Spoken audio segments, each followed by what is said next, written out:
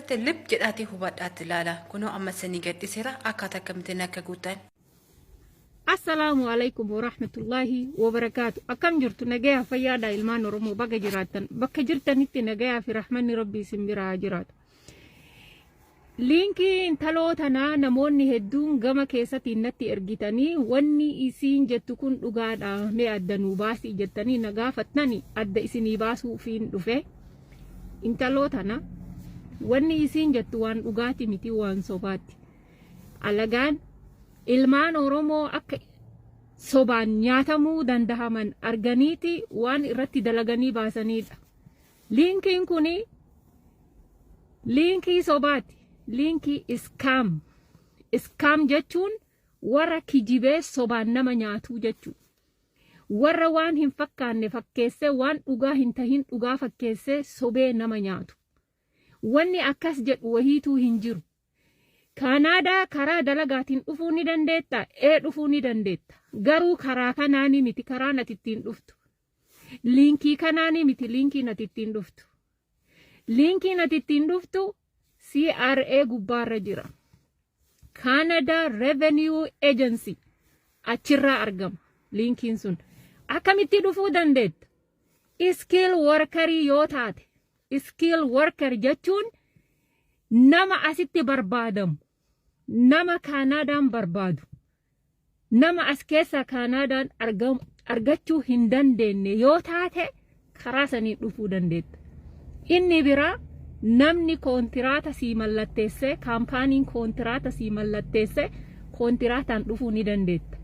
Akkasuma charchiin sii mallatteesse, ispoonsara sii tahee karaa charchiitiin dhufuu dandeetta.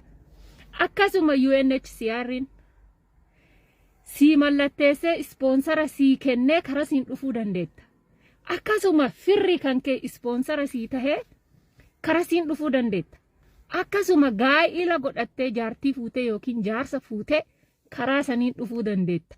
Malee akkanumatti feestaalii keessatti huccuu guuratanii karaa kiiloomeetira 100-200 miilaan deemanii yookaan guyyaa 5-6 miilaan deemanii Kanaadaa seenuun hin dandahamu. Akka Awurooppaa biyya Arabaa itti seenan sanitti Kanaadaa seenuun salphaa miti. Biyya Arabaa miilaanillee deemtee seenta. Awurooppaa markabaan bahararra baatee seentaa jechuudha. Garuu Kanaadaa akkasii seenuu hin dandeettu. Kanaadaa seenuuf Ameerikaa keessa bahuu qabda, Meksikoo keessa bahuu qabda. Hedduu rakkisaadha. Kanaafuu jara keenya sobamtanii mallaqa keessan hin nyaatamina. Kutaa lamaa walitti deebina. Intaloontu yuutuubii guddifachuuf akka na tahaa jirti gurratti. Akkamitti akka guutan yoo isin galuu baate immoo diggaamiin viidiyoo isin hojjedha. Yoo isin galuu baate ammoo diggaameen viidiyoo hojjedhee isin gadhiisaa jette.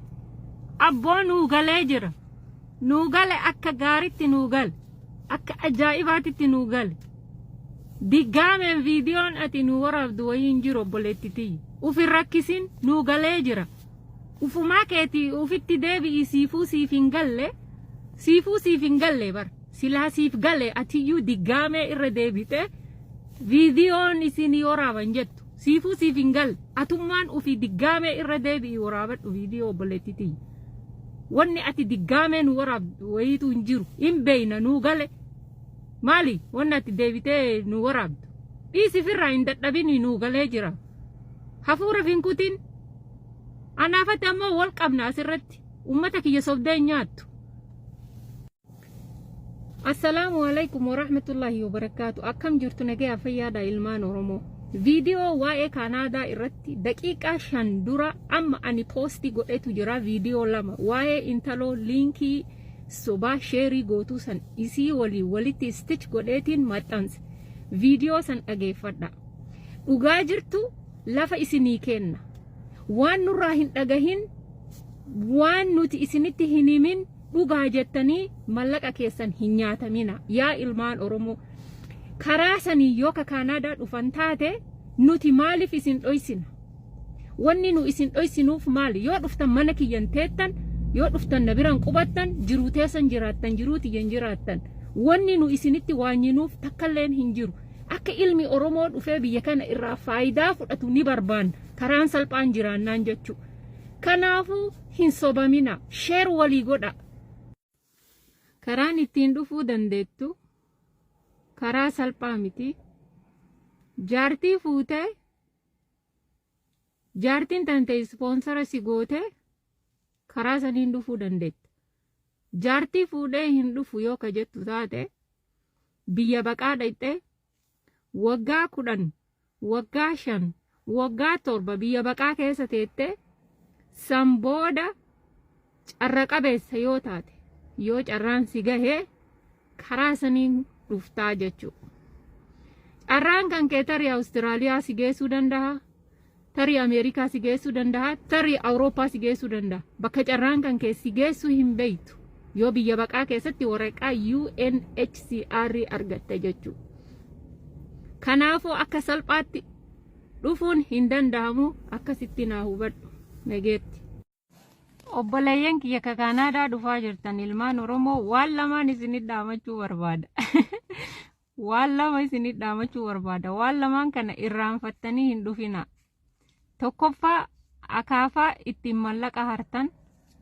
Lammaffaa jooniyyaa yeroo mallaqa hartan itti naqattan. Waan lamaan kana irraanfattanii hin dhufina gaafa dhuftan.